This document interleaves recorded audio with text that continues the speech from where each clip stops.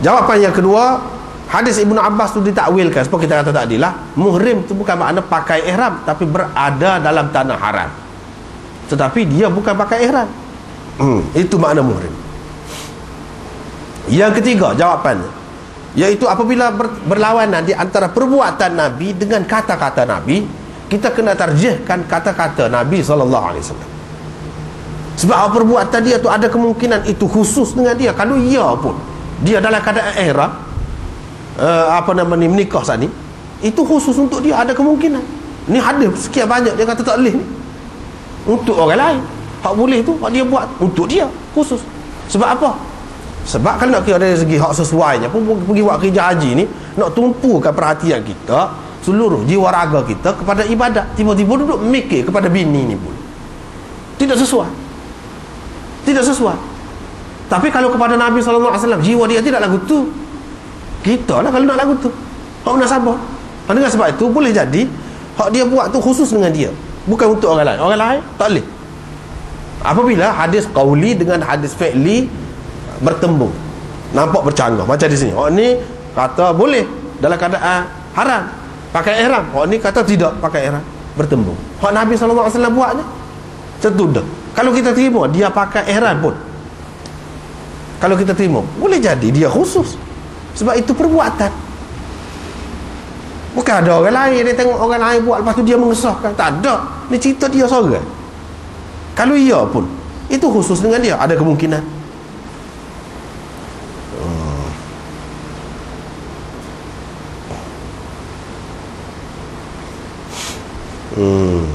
Itulah di antara jawapannya. Tetapi Imam Abu Hanifah, Sufyan Thauri dan ramai lagi orang lain kata tak boleh. Akad saja tu boleh. Akad saja boleh. Tapi nak tidur sekali, nak apa, tak boleh. Begitu juga pendapat Imam Bukhari. Bahkan Imam Bukhari dalam masalah ni dia kata hadis ni dhaif, kata dia. Ni hadis Aban, hadis Uthman ini dhaif. Pelik juga. Sebab apa? Bagi dia tak padan lawan Ibnu Abbas. Walau Ibnu Abbas seorang. Tu dia. Walaupun Ibnu Abbas seorang, hadis Ibnu Abbas lebih kuat lagi, kata dia. Dan hadis ini dia kata dhaif. Ramai ulama sebutkan kata-kata Imam Bukhari itu. Dia kata hadis Uthman ini, hak ni lah merujuk pada hadis Aban daripada ayah dia. Hak ni dhaif. Maknanya dalam Muslim ni pun ada juga dhaif. Kira-kira orang lain kata sahih dah, dia kata. Itu masalah ijtihad dia lah. Ijtihad. Dia tak sepakat ni. Dia lebih utamakan hadis Ibnu Abbas lagi. Tak padan nak lawan. Ibnu Abbas siapa? Kata dia.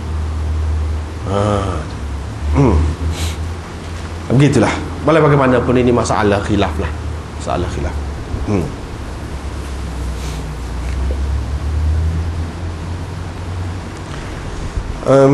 Kemudian masalah apa ni, hak jadi saksi pula, saksi lagu mana? Setengah ulama kata jadi saksi pun tak boleh. Kalau dalam keadaan ihram, dia pakai ihram, dia nak jadi saksi nikah, tak boleh. Tapi setengah ulama kata boleh, cuma makruh.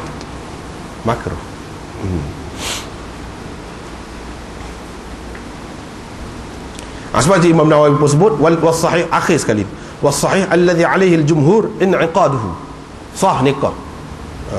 Maknanya sah nikah. Kalau orang ni nak menikah ni, hak nak jadi suami isteri lah, dia ni halal, dia tidak pakai ihram.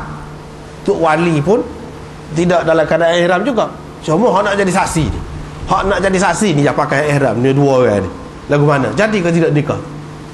Imam Nawawi kata hak sahih mengikut pendapat jumhurnya, sah nikah, cuma makruh.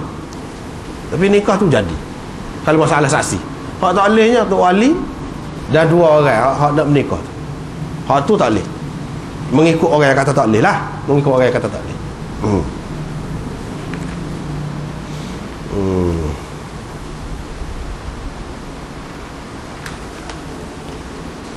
Seterusnya Aban bin Uthman, mana dia kata nampaknya engkau ni jahil ni, kata dia jahil, orang Iraq jahil. Tetapi apa nama ni,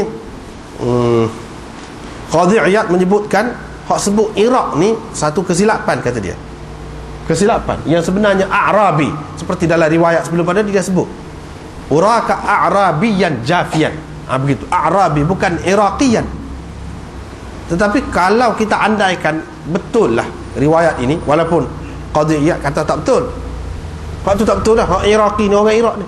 Tapi kalau kita andaikan betul lah, pun ada munasabah juga. Sebab kebanyakan ulama-ulama Iraq berpendapat bahawa boleh sah akad nikah, akad tu sah. Sebab itulah dia tak kenal dengan pendapat tu. Saya fikir kamu ni mesti orang Iraq orang jahil, kata dia. Iraq orang jahil. Bukan Iraq orang jahil saja. Imam Abu Hanifah tu orang Iraq orang alim tu, tu. Tapi dia nak marah pasal dia adalah orang kecek kan, dia lagu tu lah. Kadang-kadang dia tak setuju, dia kata lagu tu lah. Kalau kita andaikan Iraqiyan, tapi dalam syarah dia ada sebut Qadhi Iyad mengatakan ini adalah kesilapan perawi yang sebenarnya A'rabi,